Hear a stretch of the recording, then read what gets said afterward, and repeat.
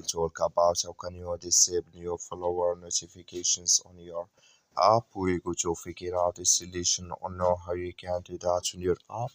So all you have to do to enable this sign, so you just go above this sign, click on it here.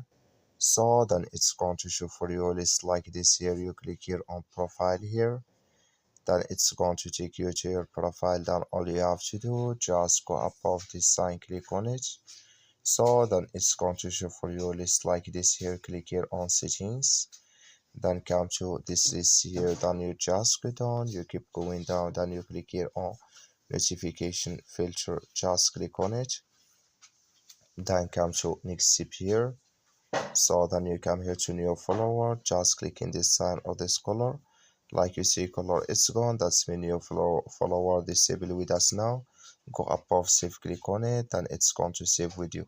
That's all you have to do. Thank you for watching. Don't forget to support us by liking, subscribe.